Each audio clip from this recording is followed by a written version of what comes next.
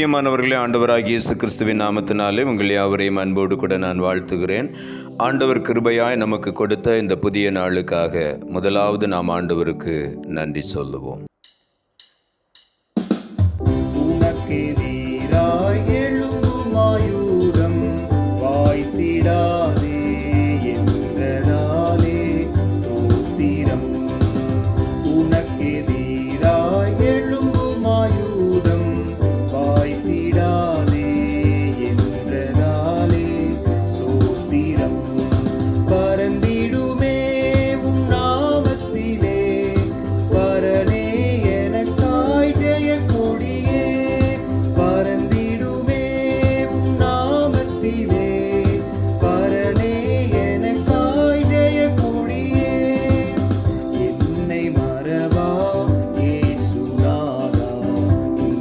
தயவால் என்னை நடத்தும், என்னை மறவா இயேசுநாதா, உந்தன் தயவால் என்னை நடத்தும்.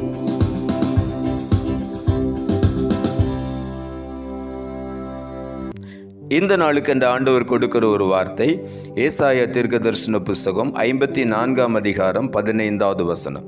ஏசாயா 54:15. எவர்கள் உனக்கு விரோதமாய் கூடுகிறார்களோ அவர்கள் உன் பட்சத்தில் வருவார்கள்.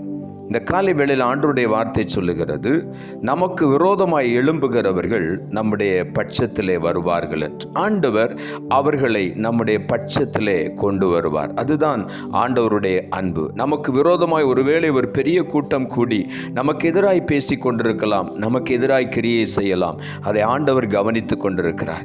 நம்முடைய வாழ்க்கை ஆண்டவருக்கு பிரியமாக இருக்கும் பொழுது நமக்கு விரோதமாய் எழும்புகிறவர்களை கூட ஆண்டவர் நம்முடைய பட்சத்திலே கொண்டு வருவார். இந்த காலை வேளையில் அதைத்தான் நம்முடைய வாழ்க்கையில் ஆண்டவர் செய்ய போகிறார்.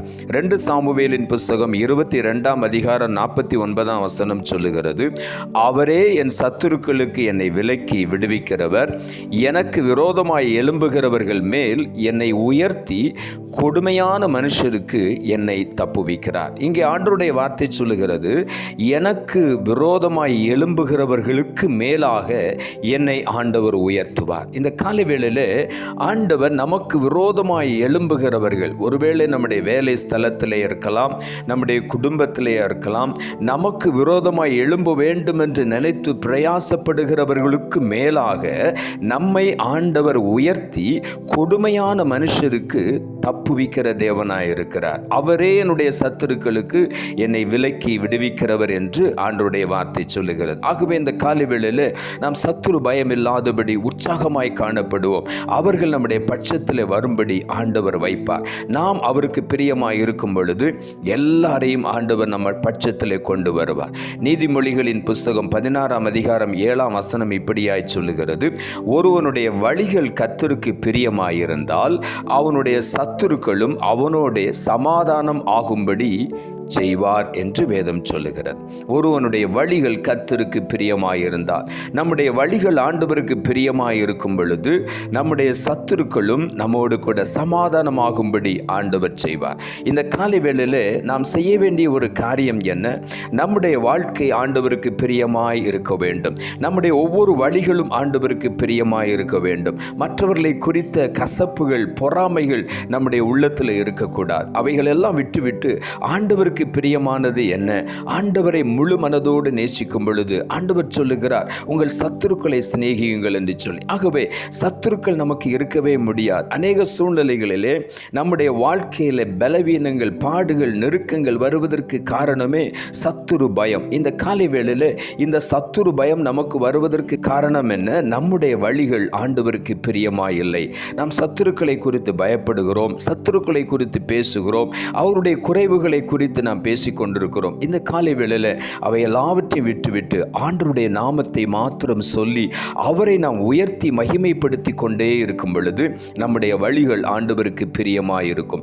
இந்த காலை வேளையில் சிந்தித்து பார்ப்போம், என்னுடைய வழி ஆண்டவருக்கு பிரியமாயிருக்கிறதா என்று சொல்லி. அவருக்கு பிரியமானதை மாத்திரம் செய்ய நாம் பிரயாசப்படும் பொழுது சத்துருக்களை குறித்து நாம் பயப்படவே மாட்டோம். நமக்கு விரோதமாக எழும்பி பார்ப்பார்கள், அவர்களால் ஒன்றும் செய்ய முடியாது. காரணம், நாம் ஆண்டவருக்கு பிரியமாய் அவரை மகிமைப்படுத்தி கொண்டிருக்கிறபடியினால் நம்மை சுற்றிலும் ஆண்டவர் பாதுகாப்பாய் இருக்கிறார். ஆகவே அவர்கள் நம்மோடு சமாதானமாகும்படி அவர் செய்வார். ஆகவே இந்த காலை வேளையில் நாம் உற்சாகமாய் காணப்படுவோம். மத்தேயு எழுதின சுவிசேஷம் 5ஆம் அதிகாரம் 44ஆம் வசனம் சொல்லுகிறது, நான் உங்களுக்கு சொல்லுகிறேன், உங்கள் சத்துருக்களை சிநேகியுங்கள், உங்களை சபிக்கிறவர்களை ஆசீர்வதியுங்கள், உங்களை பகைக்கிறவர்களுக்கு நன்மை செய்யுங்கள், உங்களை நிந்திக்கிறவர்களுக்காகவும் உங்களை துன்பப்படுத்துகிறவர்களுக்காகவும் ஜெபம் பண்ணுங்கள் என்று இங்கே ஆண்டவர் சொல்லியிருக்கிறார். ஆண்டவராகிய இயேசு இந்த வார்த்தையை சொல்லுகிறார். அவர் சொல்லுகிற ஒரு முக்கியமான காரியம் என்ன? சத்துருக்களை சிநேகியுங்கள், சபிக்கிறவர்களை ஆசீர்வதியுங்கள். நம்மால முடியாது, நம்முடைய இருதயம் கல்லாகி போய்விடுகிறது. மற்றவர்கள் நமக்கு விரோதமாய் சாபம் போடும் பொழுது, சபிக்கும் பொழுது நம்முடைய உள்ளம் கடினமாகிறது. இந்த காலை வேளையில் ஆண்டவர் சொல்லுகிறார், நீ அதை குறித்து கவலைப்படாதே, நீ என்னை மாத்திரம் மகிமைப்படுத்து, உங்களை சபிக்கிறவர்களை நீ ஆசீர்வதி என்று சொல்லி ஆண்டவர் சொல்லுகிறார். பகைக்கிறவர்களுக்கு நன்மை செய்யுங்கள் என்று சொல்லுகிறார்.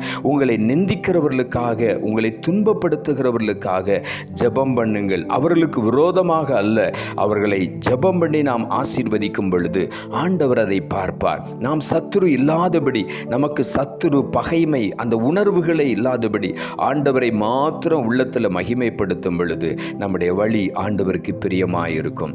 ஆண்டவருக்கு பிரியமானது அதுதான். சத்துருக்களை சிநேகியுங்கள் என்று ஆண்டவர் சொல்லி இருக்கிறார். அவருக்கு பிரியமானதை நாம் செய்யும் பொழுது நம்முடைய சத்துருக்களும் நம்மோடு கூட சமாதானம் ஆகிவிடுவார்கள். லூக்கா எழுதின சுவிசேஷம் 6ஆம் அதிகாரம் 29ஆம் வசனம் சொல்லுகிறது, உன்னை ஒரு கன்னத்தில் அறைகிறவனுக்கு மறு கன்னத்தையும் கொடு, உன் அங்கியை எடுத்துக்கொள்ளுகிறவனுக்கு உன் வஸ்திரத்தையும் எடுத்துக்கொள்ள தடை பண்ணாதே என்று சொல்லுகிறார்.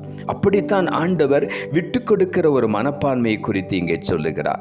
விட்டு கொடுக்கும் பொழுது ஒருபோதும் நாம் நஷ்டமடைவதில்லை. உலகத்தார் சொல்லுவார்கள், விட்டு கொடுக்கிறவர்கள் ஒரு நாளும் கெட்டு போவதில்லை என்று சொல்லி.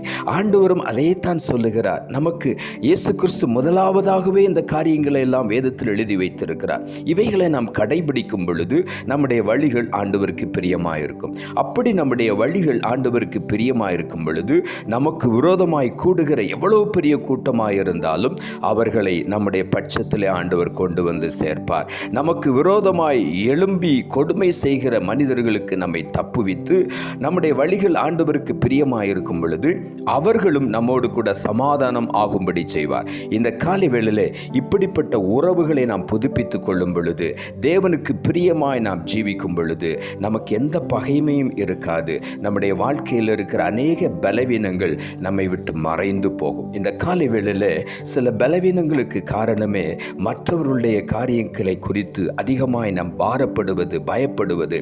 அவர்களை இப்படி என்னை பேசிவிட்டார்களே, இப்படி சொல்லிவிட்டார்களே, நான் எவ்வளவு நன்மை செய்தேன் அவர்களுக்கு, அவர்களுக்கு தீமை செய்து விட்டார்களே என்று சொல்லி நாம் மனம் கசந்து கொள்ளாதபடி அவர்களை மன்னித்து மறந்துவிடும் பொழுது ஆண்டவர் பார்ப்பார், என் மகன் என் மகளுடைய வழி எனக்கு பிரியமாயிருக்கிறது, நான் அவளை ஆசீர்வதிக்கட்டும். ஆண்டவர் நமக்கு நல்ல சுகத்தை பலனை தந்து நம்மை ஆசீர்வதிக்க மற்றவர்கள் பார்ப்பார்கள், இவனோடு கர்த்தர் இருக்கிறார், இவளோடு கர்த்தர் இருக்கிறார் என்று சொல்லி அவர்கள் அடங்கி போய் சமாதானமாய் நம்மோடு கூட ஐக்கியமாகி கொள்வார்கள். ஆகவே இன்றைக்கு நாம் சமாதானம் ஆகி கொள்ளுவோம். தேவ சமாதானம் நம்முடைய இல்லங்களை, உள்ளங்களை நிரப்பும் பொழுது நம்முடைய சரீரத்தில் ஆரோக்கியம், நம்முடைய குடும்பத்தில் சந்தோஷம், சுற்று வட்டாரத்தில் இருக்கிற ஜனங்கள் மத்தியில் ஒரு ஐக்கியம். இப்படிப்பட்ட தேவ அன்புக்காய் இந்த நாட்களிலே நாம் அதிகமாய் வாஞ்சிப்போம். தேவன் நம்மை ஆசீர்வதிப்பார். நாம் ஜெபிப்போம். அன்புள்ள ஆண்டவரை, கிருபையாய் நீர் கொடுத்த இந்த புதிய நாளுக்காய் மறுபடியும் உமக்கு நன்றி செலுத்துகிறோம். ஆண்டவர் கொடுத்த ஜீவனுள்ள வார்த்தைக்காக நன்றி. எவர்கள் உனக்கு விரோதமாய் கூடுகிறார்களோ அவர்கள் உன் பட்சத்தில் வருவார்கள் என்ற வார்த்தையை கொடுத்தீர். வசனத்தை கேட்டுக்கொண்டிருக்கிற ஒவ்வொருடைய வாழ்க்கையிலும் பகைமையே இல்லாதபடி எல்லாரோடும் கூட அன்பாய் பழக, ஆண்டவரே சமாதானத்தை உண்டு பண்ண ஒவ்வொருவருக்கும் கிருபை தாரும் என்று சொல்லி ஜெபிக்கிறோம். அப்படிப்பட்ட சத்துரு பயம் இல்லாதபடி சத்துருக்களின் பயத்துக்கு விலக்கி விடுவித்து ஒவ்வொருவரையும் காத்துக்கொள்ளும், சமாதானமாகிக் கொள்ள உதவி செய்யும். ஒவ்வொருடைய வழிகளும் ஆண்டவருக்கு பிரியமாய் இருந்து மற்றவரோடு சமாதானமாய் இருக்க நீர் உதவி செய்யும். அப்பொழுது தேவ சமாதானம் ஒவ்வொருவரையும் நிரப்பி காத்துக்கொள்ளும். அந்த ஆண்டவரை அனுபவித்துக்கொள் இந்த நாளிலே ஒவ்வொருவரும் கடந்து வர உதவி செய்யும். தாழ்த்துகிறோம். இரட்சகர் இயேசுவின் நாமத்தில் ஜெபிக்கிறோம் நல்ல பிதாவே, ஆமென்.